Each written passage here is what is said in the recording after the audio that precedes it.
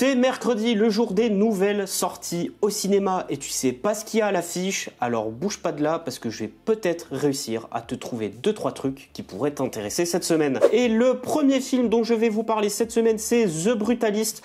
Alors pour ceux qui n'auraient pas entendu parler de ce film, qui êtes-vous? Voilà, parce que en ce moment le film est sur toutes les lèvres parce qu'il est en train de rouler sur absolument toute la concurrence dans les cérémonies de remise de prix. C'est complètement absurde. Pour vous dire à tel point le film est en train de rouler sur tout le monde, je crois que pour les Oscars, il a récupéré pas loin de 15 ou 20 nominations, je crois. Genre le film est littéralement nominé dans presque toutes les catégories, c'est complètement stupide, vraiment. Alors du coup, de quoi nous parle ce film? Ce film nous parle de l'histoire d'un architecte qui est étalé sur plus de 30 ans, juif, qui est né en Hongrie, et ayant survécu à un camp de concentration, il émigre avec sa femme après la fin de la guerre aux États-Unis, pour pouvoir vivre son propre Eldorado, son propre rêve américain. Par contre, c'est un gros morceau, hein. Faut vraiment avoir envie de se le taper, ce machin, parce que c'est 3h40 de film. Rien que ça. Pour ma part, j'irai pas le voir, très honnêtement, parce que je pense que je suis pas le public cible de ce genre de film, des gros films très autorisants, des trucs. Et puis surtout 3h40, enfin, j'ai autre chose à foutre. Très honnêtement, j'ai autre chose à foutre que de poser une demi-journée pour aller au cinéma. Après, s'il y en a parmi vous, si ça vous tente, si ça vous chauffe, bah grand bien vous fasse. Faites, mais moi, en tout cas, ce sera sans moi. Et le deuxième film de cette semaine dont je vais vous parler, et pas des moindres parce que je pense que c'est probablement la plus grosse sortie de cette semaine, Captain America Brave New World, ou Captain America 4 pour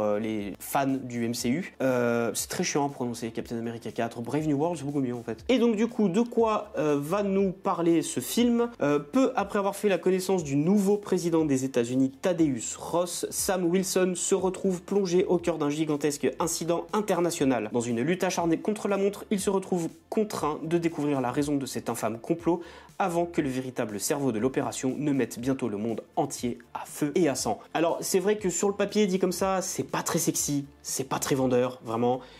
Ça a tout du scénario absolument classique à crever du film de super-héros des plus standards au possible. Cependant, je vais pas vous mentir, je suis intrigué.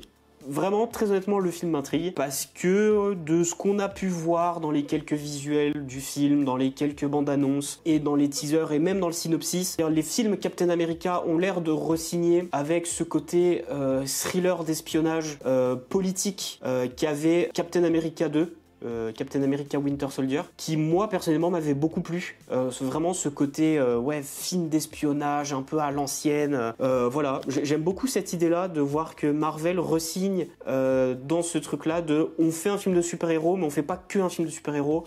On va aussi emprunter des codes à un genre de film très marqué, très ancré dans les esprits et dont on manque cruellement. Hein. Mais voilà, moi je vous avoue, j'ai pas spécialement d'attente sur le film parce que bon, ça reste Marvel. Marvel depuis Endgame, bah, ils ont quand même pas fait grand chose de bien, hein, on va pas se mentir. Et au combien même le film serait mauvais, bah c'est pas grave parce que des grosses sorties comme ça fait toujours du bien parce que c'est des films qui sont programmés dans beaucoup de salles, qui de base par défaut vont attirer beaucoup de monde en salle, bah ça va faire beaucoup d'entrées, ça va faire beaucoup d'argent et donc qui dit beaucoup d'argent dit beaucoup de sous dans les caisses du CNC et ça veut dire qu'on pourra financer encore plus de films et encore plus de petits projets qui, ça se trouve, sans ce genre de grosses sorties en salle, bah, n'auraient tout simplement pas pu avoir de pognon. Voilà. Est-ce qu'on passerait pas au film d'après? Et donc, qui dit semaine du 12 février dit semaine de la Saint-Valentin. Et oui, messieurs, vous qui regardez cette vidéo, il faudra prendre soin de votre cher et tendre ce soir-là. Et donc pour ceux qui n'avaient pas d'idée ou qui en ont marre de faire des soirées resto ou d'aller se promener, je sais pas où, enfin bref, ou qui n'avaient tout simplement pas d'inspiration pour proposer une sortie à votre cher et tendre, et bah quoi de mieux que d'aller voir le nouveau volet des aventures de Bridget Jones au cinéma. Alors oui, je sais, messieurs, ça vend moins du rêve. Bridget Jones après Captain America, forcément la pilule passe pas. Mais attendez, messieurs,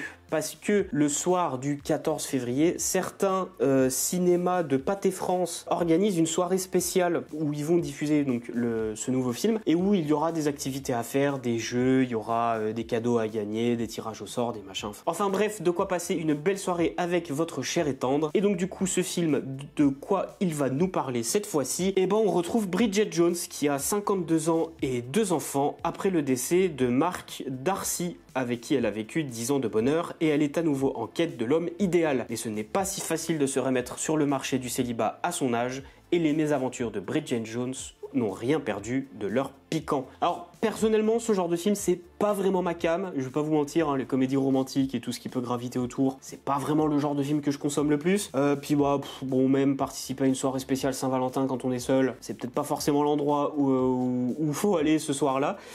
Mais écoutez, si jamais ça pourrait en intéresser certains d'entre vous, eh bah allez-y, foncez, grand bien vous fasse. Et surtout, bah messieurs, si ça peut vous enlever une aiguille du pied pour la soirée de la Saint-Valentin et pour que vous puissiez passer un bon moment avec votre douce, eh bah écoutez, c'est avec plaisir, voilà. Et bon, de base, on est quand même là pour parler cinéma, je suis pas là pour vous donner des conseils de date, hein, quand même. Et donc, le prochain film dont je vais vous parler, c'est Le Mohican, un nouveau film français qui va nous raconter qu'en plein cœur de l'été, Joseph, un des derniers bergers du littoral corse, voit son terrain convoité par le milieu de la pègre pour un projet immobilier. Il refuse de céder, cela signifierait la fin de son propre monde. Quand il tue accidentellement l'homme venu l'intimider, il est forcé de prendre la fuite et devient la proie d'une traque sans répit du sud jusqu'au nord de l'île. Porté par sa nièce Vanina, la légende de Joseph incarnant une résistance réputée impossible grandit au fil des jours et se propage dans toute la Corse. Alors, pour ceux qui me suivent depuis un bon moment maintenant, vous savez, j'adore les thrillers, j'adore les films où on a des histoires de mafieux, des histoires de pègres, les machins comme ça.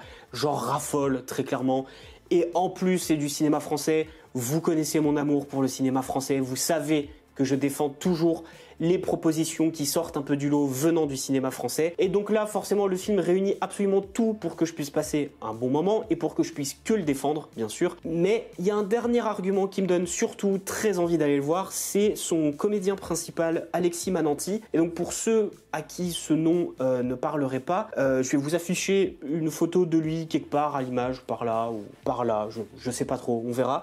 Mais c'était un des comédiens principaux des Misérables de Lajli qui était sorti en 2019 je crois, 2020, quelque chose comme ça, je sais plus. Et voilà, c'est un comédien dont j'admire le travail. Et donc forcément, bah voilà, un thriller français avec des histoires de mafieux, avec un des comédiens dont j'admire le plus le travail en France, forcément, je ne pourrais que aller le voir. Et bien sûr qu'on en parlera quand ce film, quand j'aurai vu ce film, et bien sûr si je le trouve bon. J'espère en tout cas qu'il passera dans mon petit cinéma de campagne parce que ça sent clairement le petit film qui va avoir une toute petite distrib dans Paris Intramuros, et peut-être Bordeaux, Lyon, enfin bref les grosses villes et pas plus je pense. Mais si par miracle le distrib passe par là et que voilà vous n'avez pas programmé votre film dans mon cinéma de campagne, au pire contactez-moi, hein. Moi je suis carrément chaud. Si vous avez un petit lien pour regarder le film, je suis preneur. Voilà. Enfin bref, trêve de bavardage inutile, faut qu'on avance, il reste encore 2 films à traiter dans cette sélection que je vous ai fait cette semaine. Et le prochain film dont je vais vous parler, c'est Les Damnés, un film de guerre italo-américain qui va nous raconter qu'en hiver 1862, pendant la guerre de sécession, l'armée des États-Unis envoie à l'ouest une compagnie de volontaires pour effectuer une patrouille dans des régions inexplorées. Alors que leur mission change de cap, ils questionnent le sens de leur engagement. Encore une fois, je sais pas si ce film sera diffusé dans mon petit cinéma de campagne,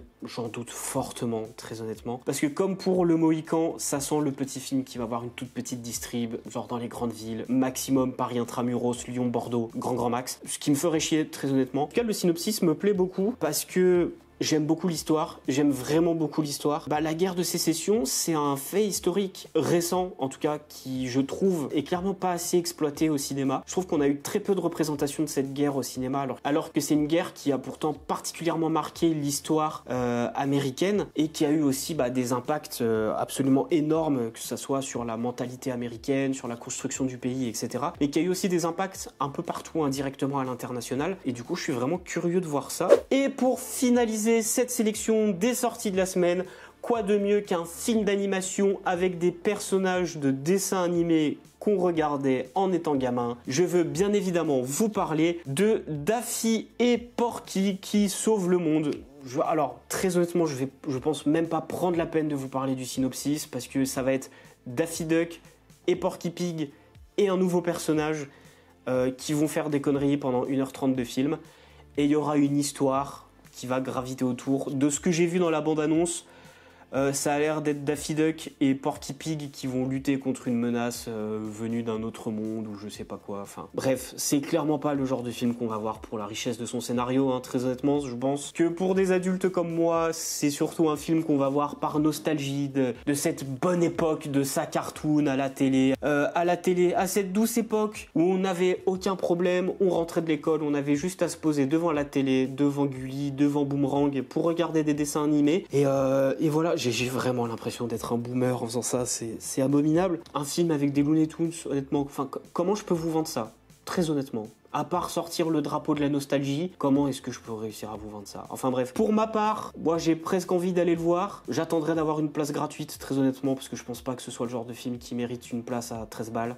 N'hésitez pas à aller poser les yeux dessus. Et voilà, c'est à peu près tout pour les sorties cinéma de cette semaine. J'espère que vous allez réussir à trouver votre bonheur dans tout ce que je vous ai proposé. Parce qu'il y a matière à faire, hein. Je crois que j'ai dû vous parler de 5 ou 6 films différents au moins, je crois. Enfin, c'est complètement stupide. Le principal, c'est que vous ayez trouvé votre bonheur. Et vous aurez remarqué cette semaine, l'émission du mercredi n'est pas comme celle de la semaine dernière. Il n'y aura pas de partie pour les sorties sur les plateformes parce qu'il y avait juste beaucoup trop de trucs à traiter dans les sorties en salle cette semaine. Et du coup, j'ai préféré séparer ça en deux. Donc, normalement, si je gère bien, je devrais pouvoir vous faire une sortie de l'émission pour les plateformes de streaming, soit vendredi au mieux, ou samedi à midi au plus tard. En tout cas, j'espère que ça vous aura plu. J'espère que vous aurez trouvé votre bonheur pour aller au cinéma cette semaine. Moi, je vous dis à vendredi ou à samedi, je sais pas encore, je vous tiendrai au courant de toute manière. Et pensez à vous abonner aussi. Et à lâcher un pouce et la cloche et tout le bordel qui va avec. J'y pense jamais à ça, mais pensez-y, parce que c'est vachement important quand même. Et je vous dis, portez-vous bien, regardez des films, parce que c'est important de regarder des films. Et moi je vous dis à bientôt.